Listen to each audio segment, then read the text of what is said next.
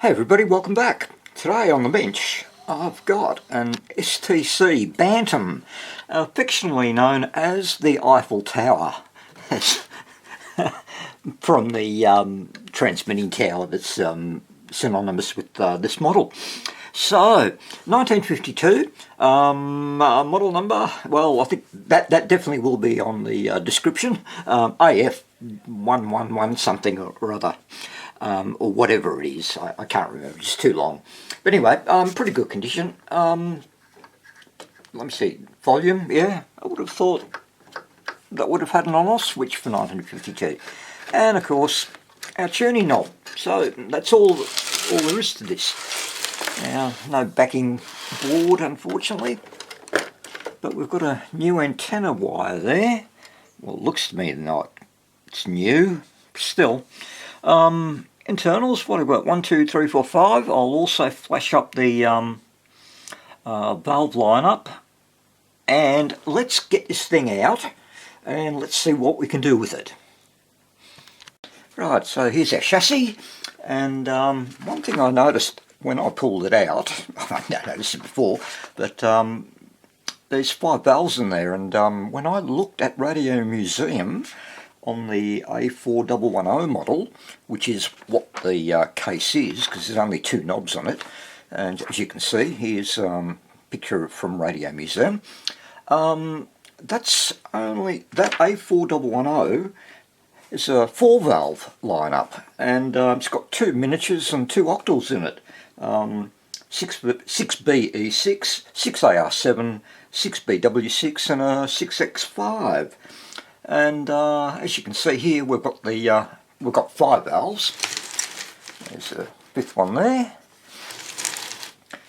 And this chassis is from 1953 rather than 1952. And this is the A5130 chassis that I've been able to determine. And it has 5 valves, which is a mixer, 12AH8, and what's that one? 6BA6, 6N8, 6BW6 and a 6X4.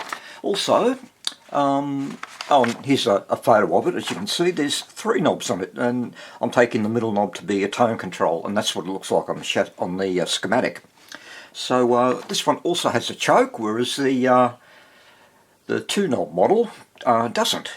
So we've got a 1953 chassis and a 1952 case. Okay, but at least we worked it out. And what we'll do, let's have a look underneath. My first look too. I haven't looked there. Okay, not going any further. No. Just raise the camera up a little bit. So a little bit of work done to it. Resistor, another poly there, and a poly down there. So that's about all that's been done to it.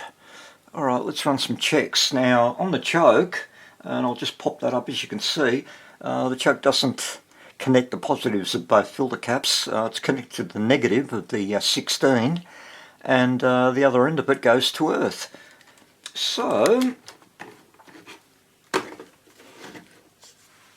if I find the negative, the 16, which is that one there, there's a negative, and let's go to earth. You can just see the multimeter, 515 ohms. Yep, cool, that's working. And let's do a test on the speaker. And I noticed on the schematic, and of course, look, I'll put both schematics down below. Pin 7 of the output valve, and the positive of any one of the filter caps. So we'll go off that one. And where's pin 7? 1, 2, 3, 4, 5, 6. I think it's there, if I count correctly. So hopefully we'll hear something. Nope, I've got something wrong. Sorted out the issue. Found the. I was looking at that valve there, which is the the rectifier, and there's our output valve there. So pin 7, to get the orientation right, 1, 2, 3, 4, 5, 6, 7, and again just positive of one of the caps. That should work, and it does. Alright, let's get some power into it just to see if we've got any dead shorts in it. Okay, all plugged in, multimeter's on. Let's give it a little bit of power, and I'll keep an eye on the current limiter. So far so good. So looking for my dial globes are lighting up. Let's take it up to 150 volts. That's kicking in.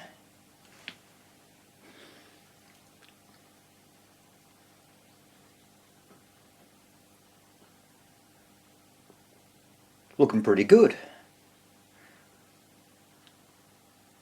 Again, probably going to work. Or not.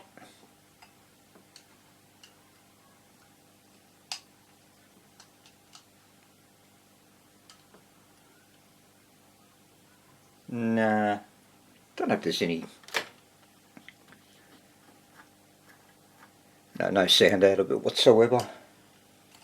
But anyway, let's not worry too much about that. I'll I think the first port of call, we'll get rid of those old filter caps and put some new ones in, and then we can give it a test, and then we can check the valves and make sure they're all lighting up. So I'll get those two changed, 16 and 8, and we'll hopefully be in business. Okay, excuse me, got those caps in and ready for some power. So, we should see some higher voltages with brand new caps in there. Here we go. As long as I've wired it up right, shouldn't have any problems.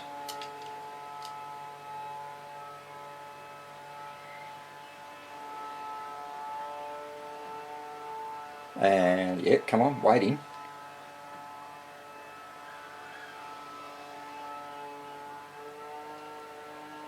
About time. Just bringing it up. Yeah. Look at that, 200 volts, great.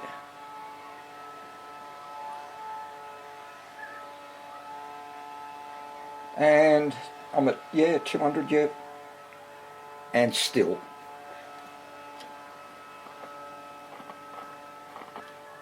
Little bit of crackling coming from the volume pot. So the output valve's okay.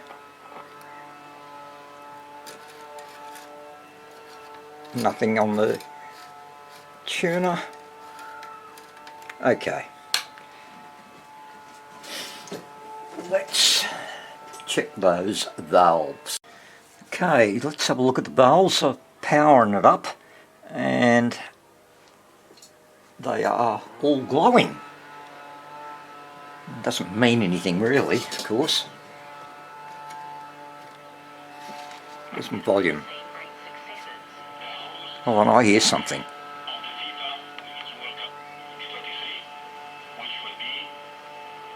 Yeah, it's very faint. That's full volume. You might have difficulty hearing it with the neighbour mowing the lawn. There is.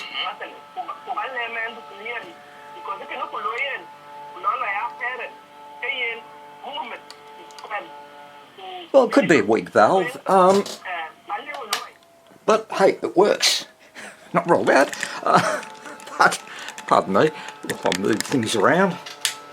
But yeah, alright, so it's live, which is good. All the antenna coil and oscillator coil are good. IF cans obviously are fine. But what we'll do, we'll get those waxies out, and of course bad resistors as well, or high resistors. That's always an issue. And I'll just progress with a couple of waxies and come back each time. So we'll just methodically go through it. Okay, the first two caps I've changed, little 0.03, which bridges the output transformer, the primary side of the output transformer, and 0.22. So, ooh, what was that?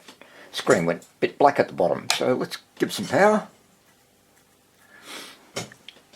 I'm pretty confident with it, so take it up to 230 volts. See if there's any improvement.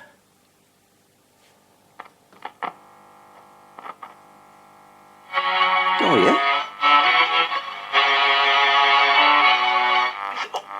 Before they whack on something you want to see. Well, it's a lot louder than what it was. Horses, possibly the best spy show I've ever seen. Based okay, on cool. Mick Herring's novels. Whoa! Switched it off and bang! Price rise if I want to see that. But again, well, that's interesting. Back to that warning. For streaming, look at what you're paying. Okay. And okay, guys, I have no idea. I mean, I just, I didn't turn the Vero down, I just powered it off. And you heard that surge of volume come up, so, now it's working. A valve? Help me out, guys, what do you think? What do you think? I'd love to know. But anyway, strange things happen. Alright, I will, I'll ponder that, but I know I'm not going to come up with an answer. Pretty sure. I'm just going to start keep changing those waxies. Wow. Okay, I've done 2 more caps. There and there, just teeny-weeny ones. I can't remember. Sorry, I did them, walked off and did all sorts of other things.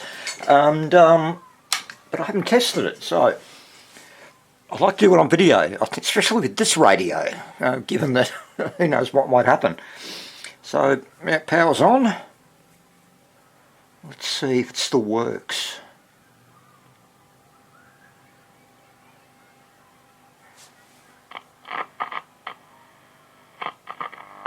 Linda from Dandenong Rangers. Thank you, Linda. And Spard from Castlemaine. Hey, Lisa. Brian, with little ray of sunshine for my mate Deb. I'd say we've got a valve problem. I mean, that sharp kick in. No doubt, no doubt. And that could have been the cause of the volume just coming to life as well. Maybe in the output valve. Don't know. Anyway, I'm not going to worry about that now. That'll be the last thing to do. So we've got 2 caps left. That waxy there and a little mustard there. And I'll change those. And then we'll play around with the valves and see if we can find the culprit. So back soon. Right, the recapping is done, and a few resistors. So I'll just power it up, and there we go. I did check the valves and haven't fixed it. It still cuts in sharply, rather than that nice slow warm up of the volume coming up gradually, which I quite like. And it takes a while.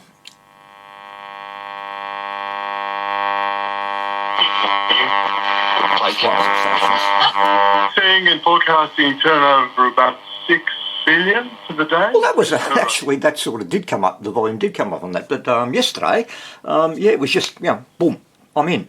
Now, the only valve I couldn't test was the mixer valve, the 12AH8, given that I don't have one, and it's a rather oddball type of valve, so I suspect that's the culprit. And does it skewer be young? And let's turn it off. And the other thing, I only got a couple of things to do, but what I wanted to show you and what I have checked are the 3 components that were put in by someone else previously. So I just want to make sure that they were correct, and I'll flash this up on screen. We'll look at the first one here, 0.047, and as you can see, it's connected to pin 1 of the mixer, also connected to the oscillator coil, and of course the other end is to earth. And then we move across, we've got our, this is 0.1, and that's just, as you can see, just coming off the the first IF can, and that goes straight to earth. So nice and simple there, and that's correct. And there's our last one here, 0.022, and that's a coupling cap, and it's being fed from the output of the volume pot and going over to probably the input grid of the 6 and 8. So I was just glad to check that they were all okay. Alright, a couple of more jobs to do. I've got to restring it, and that's going to be, I'm going to have to remove the speaker, unfortunately, and I'm going to change the volume pot to this one. That original volume pot there, it's got STC printed on it, so I mean that looks original, but these models, I mean 1950s, they all had well, I'm pretty sure what they all had on-off switches, and I happen to have an Eiffel Tower myself, a brown one, and yeah, it's got an on-off switch, came standard, but who knows what factories do, you know, and what day of the week it is. But anyway, I'll get those two jobs done, and we'll wrap this video up. That's why I smoke Viceroy. And when you think your way through all the filter claims, you come to the cigarette with a thinking man's filter and a smoking man's taste. Viceroy.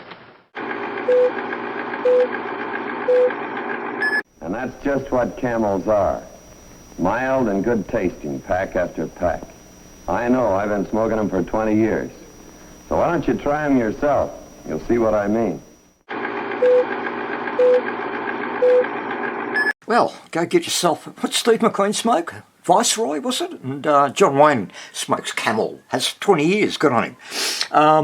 Talk about commercials on the cheap, wow. I think it's great. There's the restringing done, and yeah, bit of a nightmare, and you've all got to do it from this side. I mean, oh God, finally got there though, and yeah, it does works really well. So that's cool. And the other thing is our new volume pot and on-off switch, which works exceedingly well. So I will put this back in the box and we'll finish this thing up. Well, the Eiffel Tower is all done. Let's just give it that final test, and lights come on, and let's see if someone's home. So again, an interesting one, especially like, you know, the way it just came to life again at mine.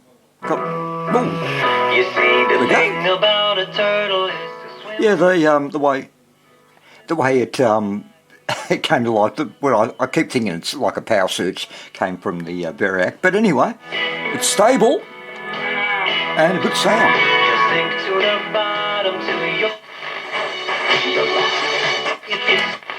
cultural festival as well as a surfing event, cool. An all-age surfing event. And it doesn't like my fluoro. Anyway, that's all done. So another radio finished and going back to its owner.